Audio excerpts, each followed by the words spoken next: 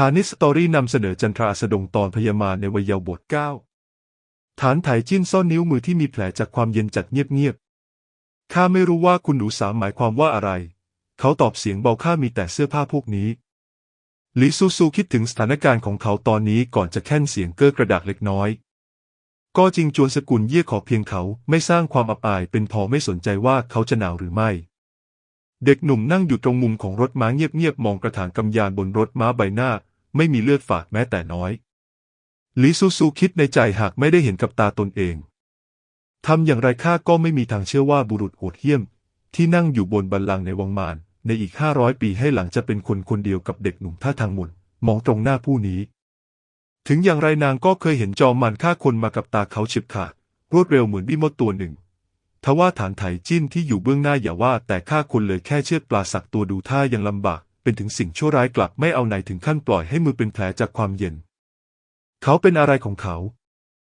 เดิมที่ลิซูซูเป็นคนชอบไม้อ่อนไม่ชอบไม้แข็งอยู่แล้วมหามคาใหญ่หลายหลักผู้บำเพ็ญเพียรเพิ่งตระหนักว่าฟ้าดินกว้างใหญ่เห็นคุณค่าต้นหญ้าแมกไม้เขียวหากเขามีสภาพเช่นนี้ตลอดไปลิซูซูกลัวจริงๆว่าต่อไปเมื่อต้องถอนกระดูกมารของเขาทำลายจิตวิญญาณเขาให้แตกสลายแล้วนางจะใจอ่อนดูไปเหมือนเรื่องเล็กทว่าสำหรับผู้บำเพ็ญเพียรหากบังเกิดความใจอ่อนกับเขาเมื่อต้องสังหารเขาจะกระทบต่อจิตบำเพ็ญทำให้หยุดชะงักบนเส้นทางการบำเพ็ญเพียรความใฝ่ฝันของลิซูซูคือการเป็นเทพเป็นเหมือนอย่างเทพแท้บรรพกาลฉะนั้นนางต้องรักษาจิตบำเพ็ญไว้ให้ดีจดจำชมหน้าที่แท้จริงของเขาให้ได้เสมอลิซูซูตัดสินใจแน่วแน่แล้วเอ่ยว่าฐานไถจิ้นเจ้าเงยหน้าขึ้นมาใช้แววตาเย็นชาอำมหิตมองข้าจากนั้นบีบคางข้าไว้คุณหนูสามข้าบอกให้ทำเจ้าก็ทำไม่ต้องถามว่าเพราะอะไร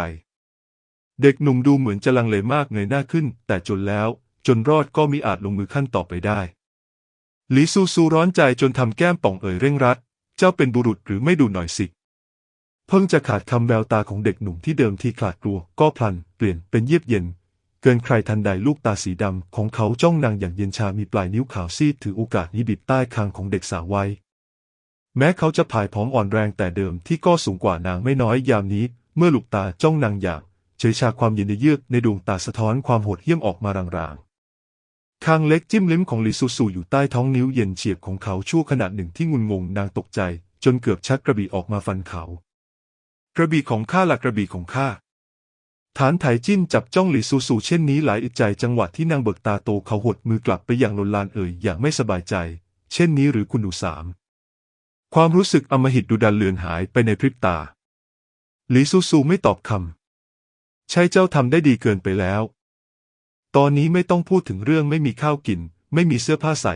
เป็นแผลจากความเย็นต่อให้เด็กหนุ่มตรงหน้าตายอยู่ในรถม้าหรือกระโดดลงจากรถม้าจากนั้นถูกกีบเท้าม้าเหยียบจนเละหลี่ซูซูก็ไม่มีทางเกิดความสงสารเห็นใจเขาอีก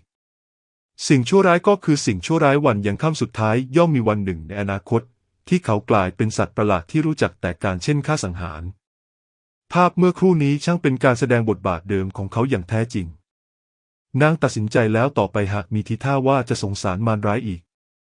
นางจะให้ฐานไถจิ้นสวมบทจอมมารผู้โหดเหี้ยมให้ดูรอบหนึ่งเช่นนี้จิตบำเพ็ญย่อมเปลี่ยนเป็นแข็งแกร่งมิอาจทำลายถูกฟาดฟันก็ไม่หวั่นไหวฐานไถจิ้นเห็นเด็กสาวตรงหน้าสีหน้าเปลี่ยนจากประหม่าเป็นโล่งใจมือที่อยู่ใต้แขนเสื้อของเขาจุดที่สัมผัสใต้คางนางขยับเล็กน้อยจากนั้นขยี้นิ้วมือที่แดงก่ำของตนแรงๆบริเวณที่มีแผลจากความเย็นทั้งเจ็บทั้งคันเขาออกแรงเยอะมากจนรู้สึกว่ามือฉีกเป็นแผลเลือดใกล้จะทะลักออกมาแววตาเขาจึงหม่นลงและหยุดการกระทำ2 คนวุ่นวายไปมาเช่นนี้โดยไม่รู้ตัวรถม้าก็มาถึงจวนเซวินอ๋องหลี่ซูซูมิได้สังเกตความผิดปกติของเขาเมื่อครู่ตนหาเรื่องทำให้ตนเองตกใจบัดนี้ไม่นึกอยากอยู่ในสถานที่เดียวกับเขาแม้แต่น้อยจึงรีบกระโดดลงจากรถม้าชุนเถาที่อยู่ด้านข้างรถม้าที่กำลังจะเข้ามาประคองหลี่ซูซูตกใจสะดุ้งคุณหนูข้าไม่เป็นไรร่างกายของคุณหนูสามสกุลเย่หายดีเร็วถึงเพียงนี้เชียวซุ้มเสียงเจือแววหัวเราะเสียดสีดังขึ้นหลี่ซูซูเหลือบตามองไปก็เห็นบุรุษผู้หนึ่งที่ครอบเกี้ยวหยกกำลังมองตนด้วยสีหน้าคล้ายยิ้มคล้ายไม่ยิ้มเครื่องหน้าของเขาเป็นระเบียบร่างกายเจือกลิ่นอายของตำราแต่มองปราดเดียวกลับดูออกว่า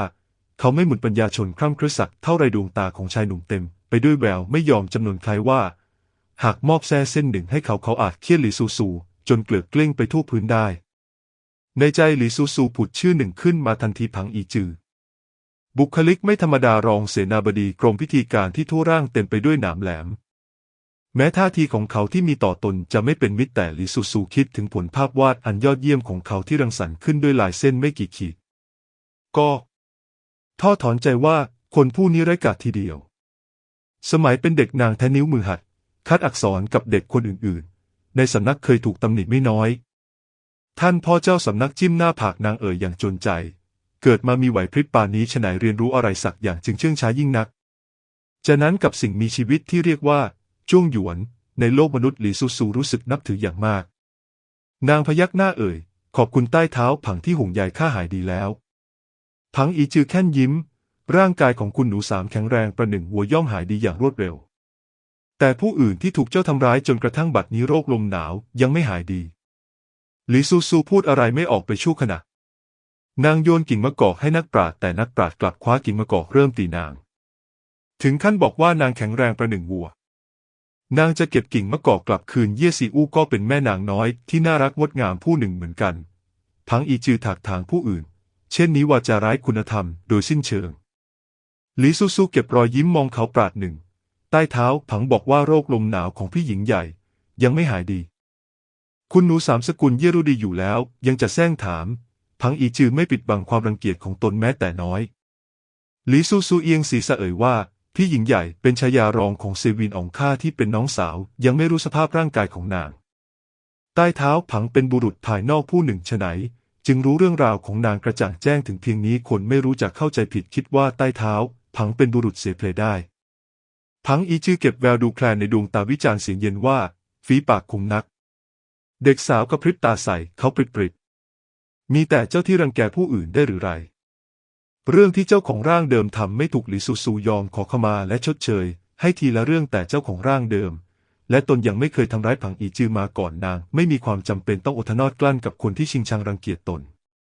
บุญคุณความแค้นระหว่างสตรีสองคนเขาที่เป็นบุรุษตัวโตผู้ไม่มีส่วนเกี่ยวข้องอีกทั้งยังลำเอียงจนฟังไม่ขึ้นจะเข้ามายุ่มย่ามด้วยเหตุใดแม่ทัพใหญ่เย่เห็นบุตรสาวกำลังสนทนากับผังอีจือ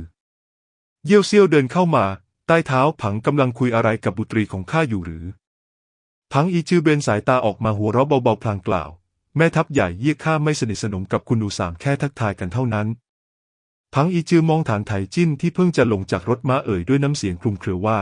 กลับเป็นชื่อจือที่ไม่พบกันนานดูแล้วผายผอมลงไม่น้อย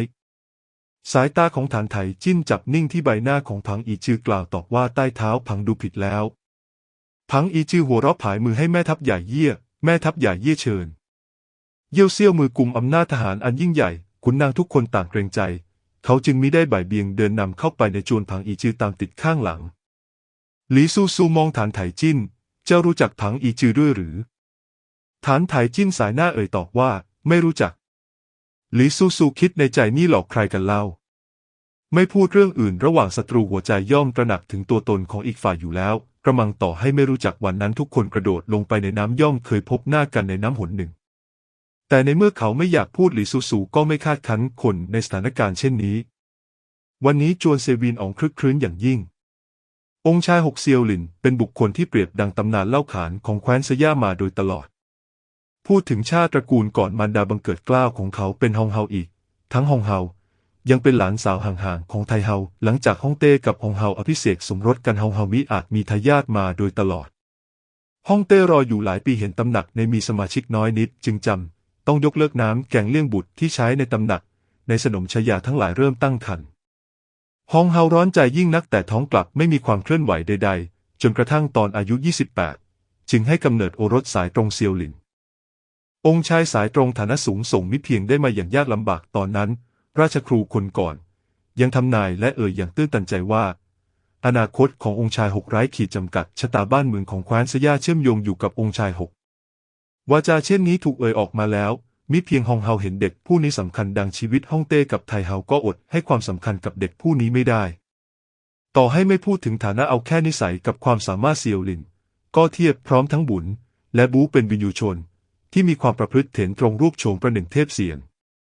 ตอนเขาอายุ17ฮ่องเต้มีใจอยากทดสอบให้เขาประลองฝีมือกับจ้วงหยวนฝ่ายบูในปีนั้นสุดท้าย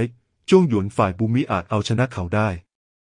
มีคนเดาว่าบัดนี้องค์ชาย6ถึงวัยสวมหมวกเกรงว่าฝีมือคงสูสีใกล้เคียงกับแม่ทัพใหญ่ยี่แล้วแน่นอนเยี่ยวเซี่ยวไม่มีทางสู้กับเซียวหลินอยู่แล้วแต่เรื่องนี้หาได้กระทบต่อภาพลักษณ์เก่งกาจทุกด้านดุจดังเทพเซียนขององค์ชาย6ไม่หากถามสตรีในเมืองหลวงที่ยังไม่แต่งงานว่าคนที่อยากแต่งงานด้วยมากที่สุดเป็นใคร99คนใน100คนล้วนแจ้งนำองค์ชาย6อย่างขัดเขินด้วยเหตุนี้เองตอนเยี่ยปิงฉางแต่งให้กับเซียวหลินความฝันของแม่นางเกือบทั้งเมืองหลวงจึงแตกสลายภายในคืนเดียวในจำนวนนั้นคนที่ฝันสลายอย่างรุนแรงที่สุดก็คือเจ้าของร่างเดิมเยี่ยซีอู้นางโมโหจนแทบคลั่งฮองเต้รีรอไม่แต่งตั้งรัชทายาทเสียทีครั้งนี้กลับอวยยศเซียวหลินเป็นเซวีนอองทุกคนต่างรู้ดีแก่ใจว่านี่มิได้หมายความว่าฮ่องเต้ไม่ให้ความสำคัญกับองค์ชาย6ตรงกันข้ามนับแต่โบราณมารัชทายาทที่ได้รับการแต่งเร็วเกินไปมีเพียงไม่กี่คนที่ได้ก้าวขึ้นสู่บัลลังก์การยกย่องมากเกินไปกลับเป็นการทำลายคนผู้นั้นเหตุผลเป็นเช่นนี้เองหมาป่าที่ดุร้ายที่สุดหลายตัวแก่งยิ่งกันตัวที่ไร้กาจที่สุดจึงจะสามารถนั่งบัลลังก์ฮ่องเต้ได้ฮ่องเต้ทำเช่นนี้เพราะไม่อยากให้เซียวหลินตกเป็นเป้าโจมตีของทุกคนเร็วเกินไปเหล่าขุนนางล้วนเป็นคนฉลาดในใจมีความคิดเช่นนี้งานเลี้ยงวันคล้ายวันเกิดของเซียวหลินผู้เป็นเซวีนอองทุกคนจึงให้เกียรติอย่างมากหลี่ซูซูเดินเข้าไปภายในงานเลี้ยงมีคนนั่งอยู่ไม่น้อยในฐานะคนในครอบครัวของแม่ทัพใหญ่เย่หลี่ซูซูกับฐานไถจิ้นจึงนั่งอยู่ข้างหลังแม่ทัพใหญ่เย่ในสถานการณ์เช่นนี้บุตรีสายรองของสกุลเย่เย่หลันอินมิอาจมาร่วมงานได้หลี่ซูซูอดใจไม่อยู่มองไปยังบุรุษตรงตำแหน่งประธานยามนี้เซียวหลินกำลังพูดคุยกับขุนนางผู้หนึ่งหลี่ซูซูเท้าคางครุ่นคิดเซวินอองที่เป็นคนธรรมดาเทียบกับสิทธิ์ที่ใหญ่แล้วยังมีข้อแตกต่างกันหลายจุดสิทธิ์ที่ใหญ่กงเหย่จี้อูเนตรขนงดูเหนือสามัญยิ่งกว่ากล่าวว่างามปานเทพเซียนก็ไม่เกินไปฐานไถจิ้นมองตามสายตาของหลี่ซูซูไปและเห็นเซวินอองเขาถอนสายตากลับมาเรียบๆจ้องมองจอกสุราตรงหน้าไม่รู้คิดอะไรอยู่ผ่านไปครู่หนึ่งก่อนที่เสียงบรรเลงดรีจะดังขึ้นสาวใช้จวนเซวินอองประคองหญิงสาวผู้หนึ่งเดินเข้ามาสีหน้าของเซียวหลินที่เดิมเฉยชาพลันเปลี่ยนเป็นอ่อนโยนยิ่งปิงฉางมานี่สิหญิงสาววางมือเล็กที่เย็นอยู่บ้างลงบนฝ่ามือของเซียวหลินสองคนสบตากันแล้วยิ้ม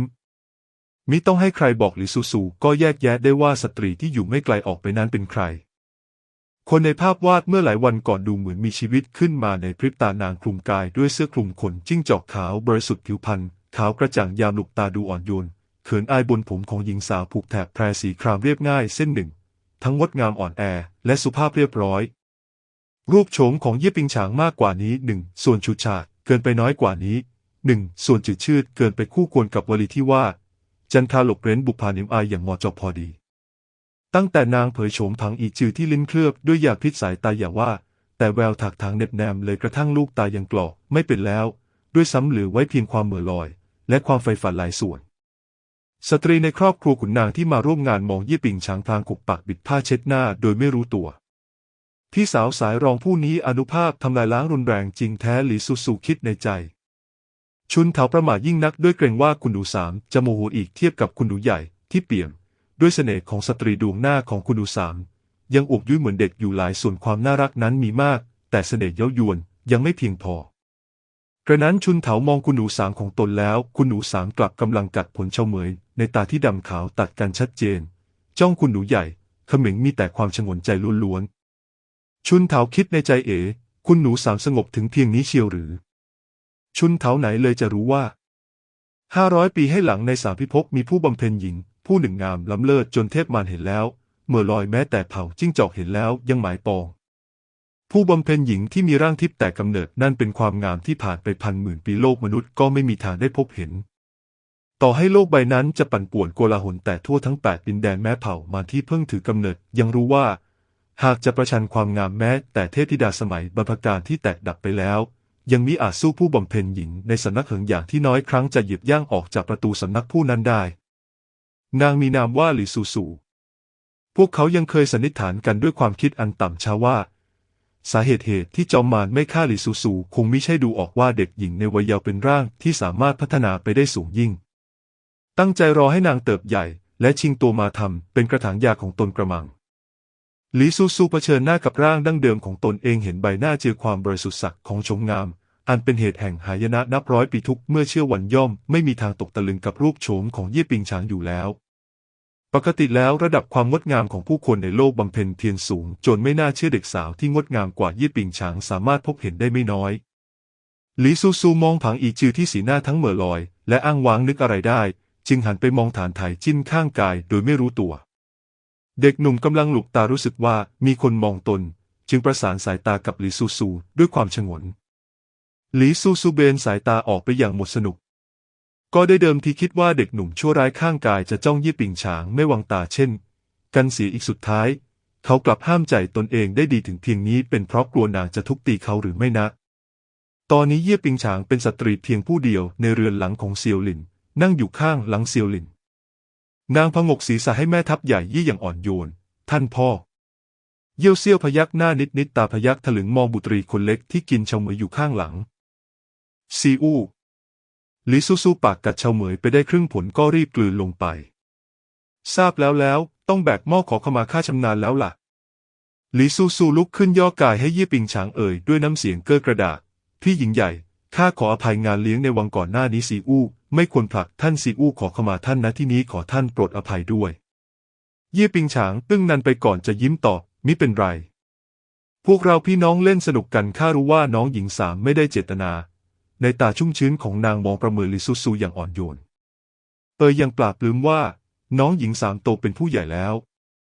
นางใจกว้างถึงเพียงนี้กลับเหนือความคาดหมายของหลีซูซูดูเหมือนพี่หญิงใหญ่ที่เจ้าของร่างเดิมเกลียดชังยิ่งกว่าสิ่งใดกลับเป็นคนที่จัดว่าไม่เลวทีเดียว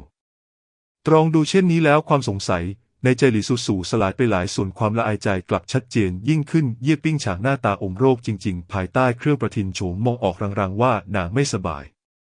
เป็นตามที่คิดงานเลี้ยงหลังจากนั้นนางมักใช้ผ้าเช็ดหน้าปิดปากและส่งเสียงไอเบาๆสาวใช้เสี่ยวหุ้ยประคองเย่ปิงฉางพระชายาท่านอภัยให้คุณหนูสามสกุลยิ่งง่ายดายเช่นนี้ทั้งที่วันนั้นนางจงใจชัดๆเย่ปิงฉางมุ่นคิ้วเสียงเบาเสี่ยวหุ้ยห้ามพูดมากเสี่ยวหุ้ยปิดปากหน้าเจือนสมัยที่ยังไม่ออกเรือนคุณหนูสามก็มักรังแกคุณหนูใหญ่บัดนี้คุณหนูใหญ่มีที่พึ่งแล้วกลับยังต้องถอยให้คุณหนูสามครั้งแล้วครั้งเล่าเย่ปิงฉางถอนใจเบาๆมองเด็กสาวที่สวมเสื้อตัวสั้นกับกระโปรงสีแดงอมส้มข้างหลังแม่ทัพใหญ่เย่หวังว่าน้องหญิงสามจะเติบใหญ่แล้วจริงๆก่อนจะจากกันถ้าชอบก็ฝากกดติดตามฐานนิดสตอรี่กดซับกดกระดิ่ง